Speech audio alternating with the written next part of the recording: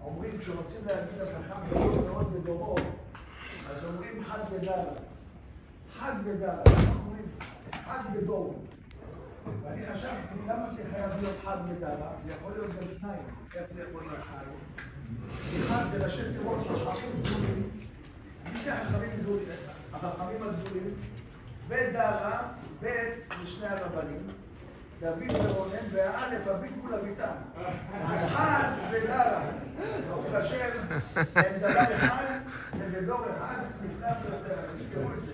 חד זה ראשי תיבות חכמים דגולים, בית זה שני הרבנים, מי הם? דוד ורונן, אלף, אביגול ואביטן. אז ברוך השם, חד ודלה שמם, שימשיכו בעזרת השם כאלה. אמן. שאל אותי איזה יהודי יקר, השבת הזאת, לכולם נתן לאיש חליפות צמלות, ובנימין נתן 5 ועוד 300 כסף. הוא נתן לו לבנימין 300 כסף. 5 חליפות צמלות, יש בזה ביאורים, הגמרא בספר מגילה מסבירה, כעתיד מרדכי לצאת 5. הוא עשה את כל הדברים, הכנות לעתיד. אבל 300 כסף למה אתה נותן? הוציא מעטפה, נתן 300 כסף לבנימין ליד כל להקליט. מה אתה מעורר קנאה? תיתן לכולם, כמו שאני אתן לאף אחד. נתת לבנימין 300 כסף, שמה אתה עושה את זה? ראיתי פעם, באחד מהדבורי גור, כדומני יאיר רמס, גור כותב, הוא אמר לו, אחויה, אני לא הייתי בחתונה שלך, ולא הבאתי לך מעטפה, הרי איך אנחנו יודעים שהיה בחתונה שלו? לבנימין היה 10 ילדים, והוא קרא לילדים שלו על שם האח, מרוב הגעגוע.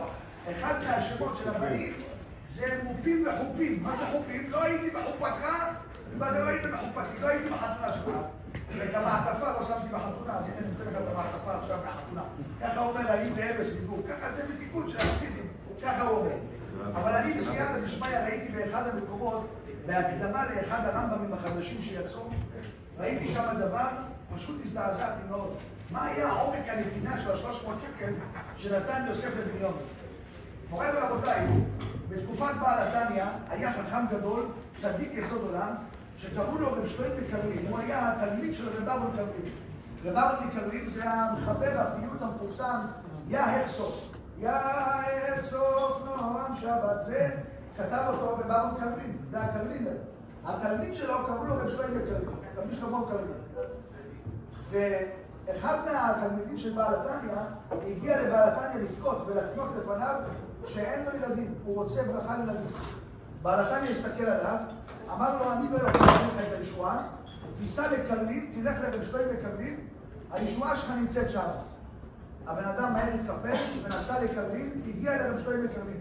תבינו, זה אנשים קדושי עליון, תלמידי הבעל שם טוב הקדוש, תלמידי המגיד. מגיע אותו יהודי לרב שלוים מקרלין, מחכה בתור, נכנס לפני הצדיק יסוד עולם, רב שלוים מקרלין, ורב שלוים מקרלין אומר לו, כן, למה באת? הוא אומר לו, אני באתי בשליחות בעל התניא, אני רוצה ברכה לילדים, אין לי ילדים. רב שלוים מקרלין, מוריי ורבותיי, רב שלוים מקרלין מסתכל עליו, אומר לו, אתה רוצה ילדים? הוא אומר לו, כן.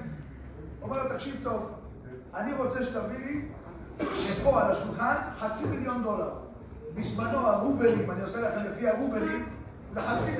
תביא פה על השולחן, ואני ערב לך שיהיה לך ילדים.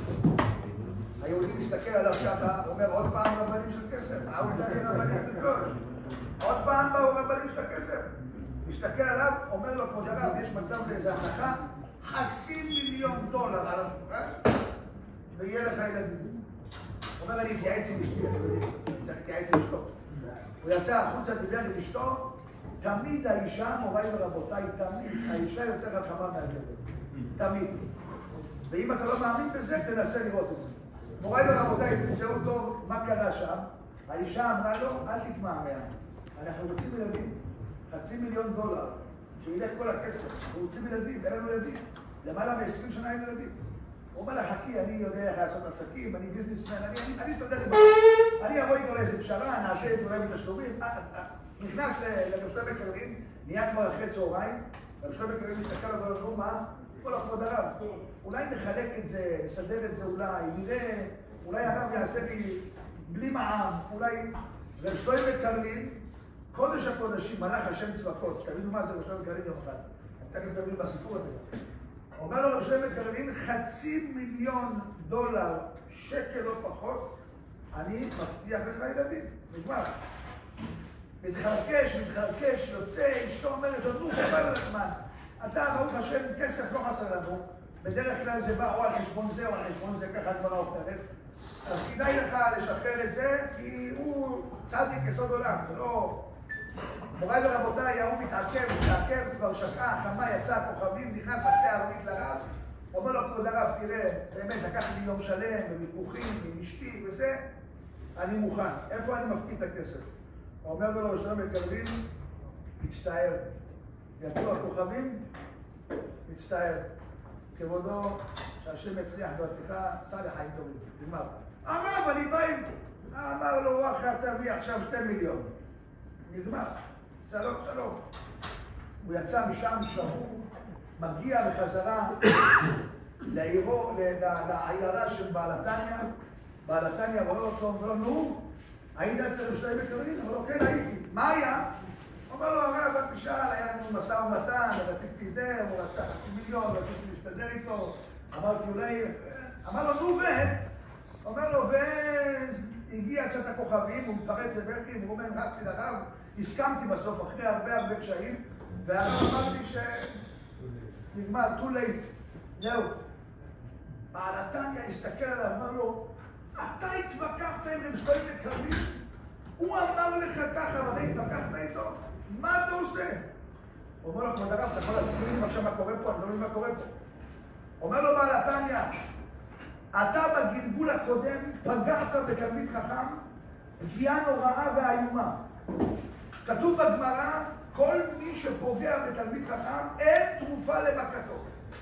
אבל יש ירושלמי במסכת בבא קמא, בפרק החובל הלכה ו', כתוב בירושלמי שאם אדם פגע בתלמיד חכם, משלם לתלמיד חכם ליטרה של זהב ומתכפר לו הפגיעה על תלמיד חכם. היחידי מן הראשונים שפוסק את זה להלכה כמו הירושלמי זה הרמב"ם. היום היה כ' בטבת, החודש ההילולה של הרמב"ם, תתכוננו. ביום כ' בטבת ההילולה של הרמב"ם פוסקים כמוהו בשמיים. נכון שבמשך השנה לא פוסקים כמוהו, אבל לכבוד היום ההילולה שלו, יום הילולתו, פוסקים לכבודו באותו יום כמותו בכל מקום. אותו יום הזה נפסק בשמיים שהליטרה זהב שתיתן יכפר את העוון שאתה פגעת פגיעה נוראה בתלמיד חכם. והנה הרמב"ם הזה בפרק ו' הלכה י"ב. הרמב"ם אומר בהלכה הקודמת, עוון גדול הוא לבזות החכמים או לשנוא אותם. לא חרבה ירושלים עד שביזו בתלמידי חכמים, שנאמר והיו מלעיבים במלאכי האלוהים ובוזים דבריו ומתעתעים בנביאיו, כלומר בוזים מלמדי דבריו. ממשיך הרמב"ם להלכה הבאה, אני מדלג, ואף על פי שהמבזה את החכמים אין לו חלק.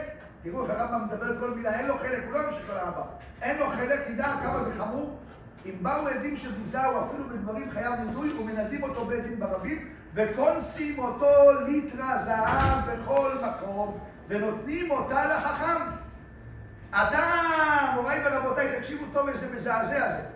אתה בגלגול הקודם ביזית תלמיד חכם ביזיון נורא. ומכיוון שאני, זה הרבה שלי שאתה ביזית. הוא אמר לו את השם של אותו רבה הזה, כשזה לימד אותו בילדות שהוא היה מלמד דרכי, אמר לו בעלתניה, גם אני לא יכלתי אפילו ליטרה זהב לכפר לך על הכפרה שאתה ביזית את תלמיד חכם בדור הקודם. ידעתי, גם בני ידעתי שבדור הזה מי שיש לו רוח הקודש לראות את הדבר הנורא שעשית בגלגול הקודם, זה רק רב שלום מקרבים. הצדיק יסוד עולם. שלחתי אותך אליו. הוא לא יכל להגיד לך מסיבות שלו, הוא אמר לך לשלם 500,000 כי זה סכום של ליטרה זהב של ביזוי תלמיד חכם לפי הערך היומי של היום, כפי שכותב הרמב"ם. צאת הכוכבים הגיע, נגמר היום של הרמב"ם. צריך לחכות שנה הבאה. אם מלא רב שלום מקרבים יהיה חי, אולי זכית. אבל אם רב שלום אמר לך בצורה כזאת, כנראה גם הוא מרמז משהו מן השמיים. באמת באותו שנה הוא נפטר רב שלום מקרבים. מוריי ורבותיי, תבינו כמה הדבר הזה חמור. למה אני מספר לכם את זה? יוסף הצדיק שם את הגביע בתוך אמתחת בנימין. כשהאחים פגשו אותו, מה הם עשו לו? נתנו לו מכות, היכו אותו על הכתף. אמרו לו, יא גנב בן גנבת, אמא שלך גנבה את התרפים, ואתה גונב את הגביע. הוא לא גנב כלום. מה אתם רוצים ממני? ויש בעל הטורים מעניין מאוד, בעל הטורים אומר שבנימין היה תלמיד חכם גדול, למד עם אבא שלו כמו שלימד את יוסף. זרעים, קודשים, ממש. למד איתו, הוא היה תלמיד חכם, בנימין הצדיק. אמר יוסף, אני גרמתי שיבזו תלמיד חכם, אני גרמתי שיכו אותו על הכתף, בוא נעשה חשבון כמה זה ליטר זהב שצריך לשלם פחות או יותר על ביזוי תלמיד חכם, זה היה 300 כסף בדיוק. לכן הוא הוציא 300 כסף ונתן לו בידו ואמר לו, אחי היקר, אני יודע, ידעתי שזה גרם לך ביזיון שהיכו אותך ואמרו לך גנב בן גנבת ויש עניין לשלם, אולי זה היה בכף טבת, לא יודע, אולי זה היה באמצע של הרמב"ם, אולי זה היה באותו עילוי, אי אפשר לדעת. הפגישה שלו עם האחים וכל הסעודה, יש אומרים עם רנועם ועוד שזה היה בחנוכה. אבל בכל אופן, זאת חנוכה, הוא נכנס וראה את הדמות דיוקנו של אביו בחלון, כי חלון זה אותיות נרות חנוכה למדבר. וככה הוא עמד בניסיון הנורא של לעמוד מול אשת פוטיפר. אבל תראו מה זה מוריי ורבותיי, כמה אנשים לפעמים לא נותנים דעתם, אתה מבזה את המתחם, אתה מבזה רב, אתה מבזה אדם שהוא מלא בתורה. אתה לא יודע כמה הגלגל יכול להתגלגל ולאן הדברים יכולים להגיע. ולך תדע אם תגיע בכלל לשלם את התיקון הזה בליטרה של זהב שכותב הרמב"ם. לכן מוריי ורבותיי, מהסיפור הזה אנחנו יודעים שאפילו יוסף הצדיק, שאין צדיק גדול ממעלה ממנו, הוא הדמות של צדיק יסוד עולם. כשאומרים צדיק יסוד עולם זה יוסף הצדיק. אפילו הוא חשש נורא שמא הוא פגע אולי במשהו, אפילו לא במתכוון. ואח שלו הצדיק בנימין, קודם כל אני אשלם את הליטרה של זהב, אני אשלם אותה. כמה זה היום? כמה הזהב יקר היום? הזהב עלה למעלה, הליטרה של זהב, זה חמישה, אפילו הביטון לא יכול לעמוד מולו. בכל אופן אנחנו רואים כאן כמה אנשים. אונקיה, כמה? אונקיה זה 2,690 דולר. אני יודע, ליטרה, צריך לעשות בדיקה. מה זה אונקיה? כמעט קילו זהב, כמה עולה קילו זהב? 85,000 דולר. הנה, קיבלתם את הסכום. חזקים. חזק ברור.